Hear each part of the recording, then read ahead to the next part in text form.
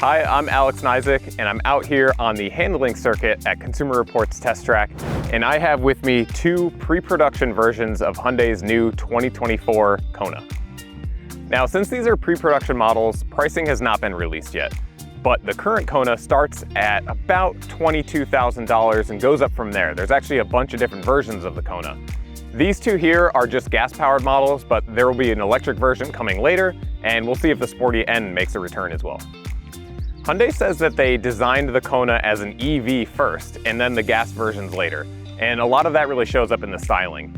They're really trying to tie this into their other electric models like the Ioniq 5 and the Ioniq 6. So you really have this smooth front end with very little grille openings and active grille shutters in the front. And then there's a lot of design details on the interior that tie it into the electric models as well. The Kona is one of Hyundai's smaller SUVs in their lineup. Only the Venue is really any smaller. But this new version for 2024 is quite a bit bigger. It grows in wheelbase, in length, and even width. And what that means is it's going to be larger on the inside, and you get more cargo space, which means the Kona should be a little bit more practical. When we tested the current Kona, we thought the ride was a little bit rough. Now, with this new version, it gets different suspension systems in the rear depending on which version you get. So when we buy our own to test, we'll definitely make sure that we evaluate the ride and see if any of those changes have made significant impacts. The current Kona is a little bit noisy compared to its direct competitors, and a lot of times in our testing we find that the noise really comes from the powertrain and the engine. And with the new Kona for 2024, the engines pretty much carry over. So we'll see if they've made improvements elsewhere to try to quiet it down a bit. The controls on the interior of the 2024 Kona are an interesting mix of super modern with these two high-definition displays up on the dashboard, but then you also have kind of traditional physical controls that are easier to use here on the dash for climate, and even some buttons for jumping into different menus within the infotainment system. So just like they tried to bring some of the EV styling to the outside, they also brought it into the inside to try to make it match the Hyundai Ioniq 5 and the Ioniq 6 a little bit. So the screens are laid out in a very similar way. They kind of stretch across the dashboard. The steering wheel looks really similar. They even have the column-mounted gear selector here. And even the seats feel very, very similar to me and look similar as what we found in the Hyundai Ioniq 5.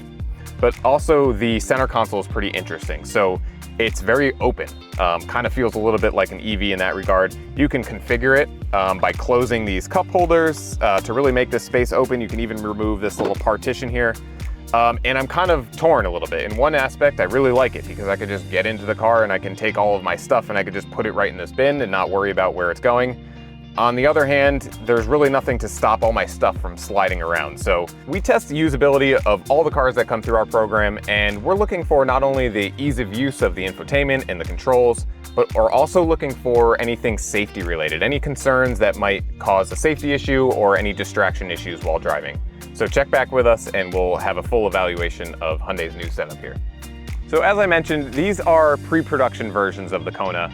But the current Kona drives really well. It's actually one of the more fun to drive vehicles in the segment. So when we test our own versions, when we buy them later, we'll see how the ride and handling compare and if it's still one of the more fun to drive vehicles in its class.